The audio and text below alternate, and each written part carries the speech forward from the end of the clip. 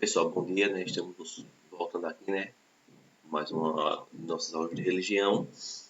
E assim, há 2 semanas, quando nós começamos essas aulas, nós iniciamos vendo os atributos de Deus. Nós começamos estudando primeiro a imanência, a transcendência, semana passada onisciência, onipresença, onipotência. E hoje a gente vai concluir esse assunto, na verdade, e logicamente a gente não vai estar usando slide nem nada, até porque é um tema que talvez uma conversa sobre ele seja mais eficaz do que nós estarmos nos prendendo a slide, a teorias, aquela coisa toda. E bom, esses atributos de Deus, na verdade, eles têm como objetivo mostrar a grandiosidade. Estou falando de Deus aí no sentido judaico-cristão, né, no sentido daqui ocidental, na verdade, no sentido do qual a maioria de nós talvez tenha aprendido sobre ele, em catecismo, escola bíblica, tudo mais. E baseado um pouquinho na atividade também que eu passei para vocês semana passada, onde vocês assistiram uma palestra, né, com o doutor, né, com o teólogo Augusto Nicodemos, e também foi pedido para que vocês fizessem uma leitura dos Salmos 139, que é a base da palestra do Dr. Augusto Nicodemos, e fizessem uma atividade baseada naquele texto, né, no texto daqueles Salmos, em que vocês iriam separar os versos, né, iriam separar as partes do Salmo de acordo com os atributos de Deus, tá certo? Então, logicamente, depois eu vou estar vendo essa atividade de vocês, mas num primeiro momento a gente vai conversar um pouquinho a respeito desses atributos. É uma conversa breve, na verdade, é uma conversa mais rápida, só para a gente realmente fechar o assunto. E semana que vem a gente já vai entrar numa nova etapa, né? A gente vai começar a estudar de que forma a lei, né, de que forma, quais são os direitos, na verdade, que fazem com que uma religião ela tenha o direito à liberdade de culto, toda aquela questão ali, tá certo? Então, vê só, dando início, né, a questão da imanência. A imanência, né, é aquele atributo do que é próximo, do que é dentro. Então, dentro do atributo de acordo com o atributo da imanência, Deus ele está presente, ou seja, ele está dentro da sua criação. Ele não é a sua criação, como o panteísmo tenta apresentar. Ah, não, essa flor, esse cacto, esse animalzinho, isso aqui é Deus, não. No atributo da imanência, Deus ele se faz presente, ele está próximo da criação, tá certo? No atributo da transcendência, Deus ele está acima, ele está distante. Ele, de acordo com o que nós vemos aqui no Salmos 139, verso 2, aliás, cadê? Deixa eu ver aqui. A respeito da imanência, de início, né? Tu me examinas e me conheces. Um exemplo, né? Aliás, 139, verso 1. Tu me examinas e me conheces. Para se examinar, né, a gente, hoje em dia, devido a essa pandemia, alguns médicos estão atendendo via videoconferência, logicamente devido da especialidade. Mas para se examinar tem que se estar próximo. Então, nós começamos o Salmo 139 com o atributo da imanência de Deus, no momento que o salmista fala, tu me examinas e me conheces, e ao mesmo tempo da transcendência, ou seja, Deus ele acima de nós, quando ele começa dizendo, ó Senhor Deus. Então, ou seja, ele está exaltando a figura de Deus. Então, um atributo aí de transcendência de Deus, tá certo? Um Deus transcendente, diferentemente do que acreditam os teístas, e do que foi pregado muito ali pelos iluministas, né, ali nos séculos passados, né, esse atributo da transcendência de Deus não é aquela ideia de que Deus ele criou o mundo e permanece longe, distante da sua criação no sentido, vamos dizer assim, de eu criei e agora eles que se virem para lá, eles não.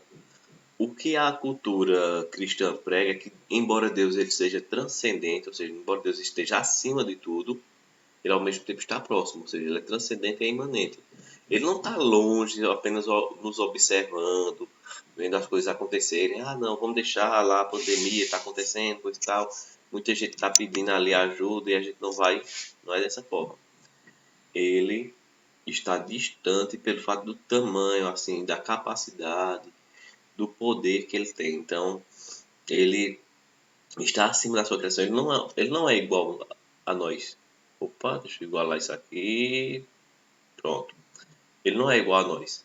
Ele está acima de nós, ou seja, ele é mais, né, que sua criação. Ele é mais do que as coisas, as pessoas que ele criou. Tá certo? Então, até lá no finalzinho da primeira aula, imagina eu falar para vocês, se nós nos apegarmos muito à ideia de imanência e esquecermos a transcendência, nós vamos passar até aquela ideia do panteísmo, né? Ou seja, tudo é Deus.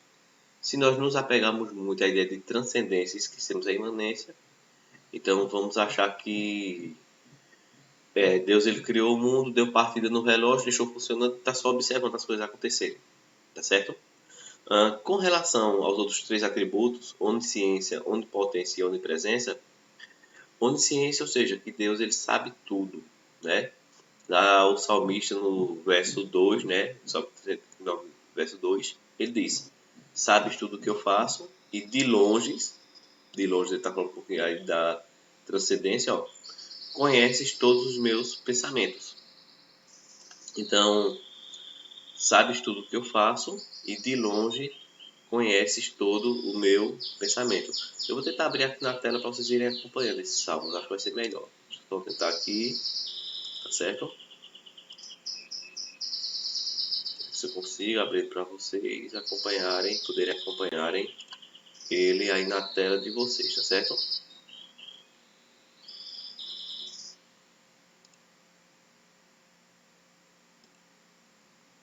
Pronto, aqui, perfeito, perfeito, perfeito.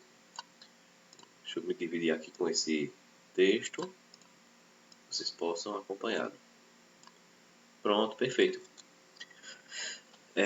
Então, os três atributos de Deus são bem descritos, na verdade, né? O salmista, logicamente, não foi essa a intenção. Vou fazer uns salmos para descrever os atributos de Deus e o pessoal que estiver estudando no ano lá em 2020 vai poder entender melhor. Mas aí os teólogos foram descobrindo esses atributos de Deus. Então, a onisciência, ó, sabes tudo o que faço e de longe conheces todos os meus pensamentos. Está presente logo no segundo verso desse salmo. O 3, ó, tu me vês quando estou trabalhando e quando estou descansando. Tu sabes tudo o que eu faço. Para ele ver, ele tem que estar presente. Então, onipresença e, mais uma vez, a onisciência aqui de Deus sendo exaltada, né? Logicamente, o Dr. Augusto Nicodemos, ele detalhou bem isso aí para vocês, né? Eu só estou aqui voltando algumas partes só para a gente poder entender melhor, tá certo? Estás em volta de mim, se está em volta de mim, se está próximo, nós temos a ideia ali de imanência. E me proteges com o teu poder. O teu poder, se ele tem poder para nos proteger, então ele pode tudo. Então ele é onipotente. Então nós já vimos aqui, ó, só em alguns versos desse salmo nós conseguimos tirar captar todas as ideias a respeito de Deus. Então, a onisciência, a onipresença, a onipotência, a transcendência e a imanência de Deus, todas localizadas apenas nos primeiros versos desses salmos aqui, tá certo? Então nós começamos vendo a transcendência, ó Senhor Deus, tu me examinas e me conheces, então tu me examinas, imanência, que está próximo, tu me conheces, onisciência, sabes tudo o que faço, onisciência, e de longe, transcendência, é isso? Conheces os meus pensamentos, onisciência de novo. Tu me vês trabalhando e quando estou descansando.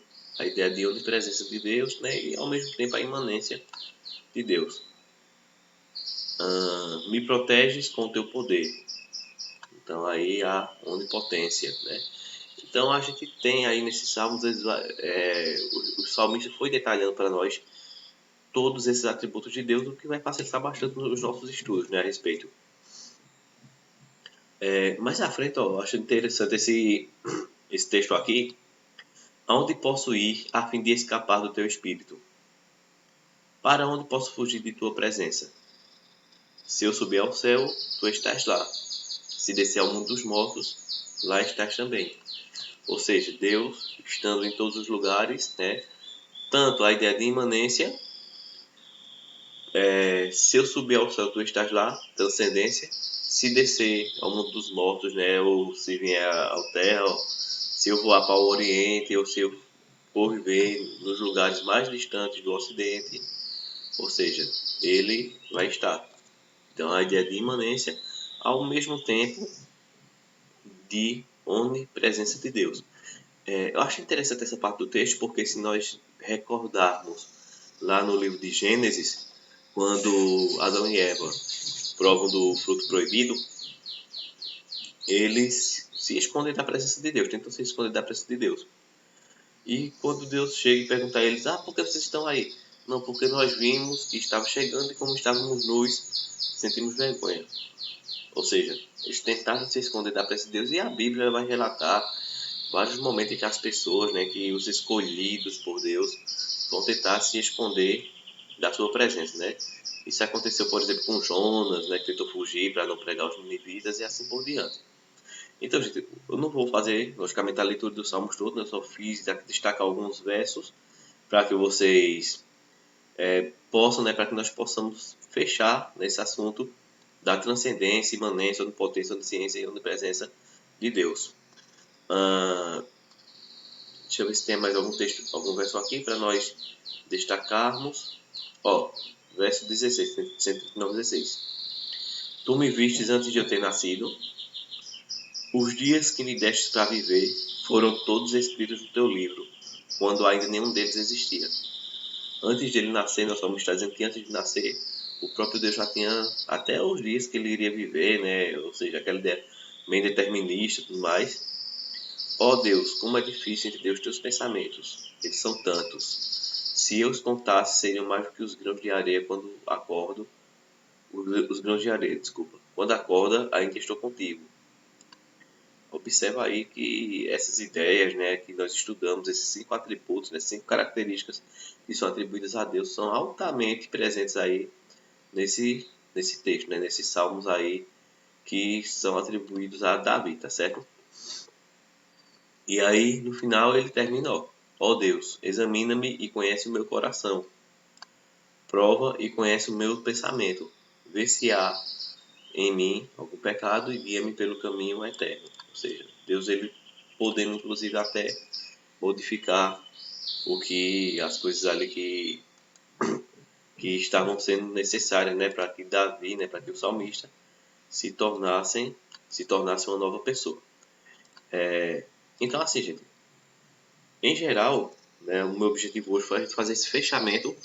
Lembrando que essa ideia de imanência e transcendência ela é muito presente também na filosofia, muito estudada pela filosofia. Inclusive, são conceitos mais filosóficos que teológicos, tá certo?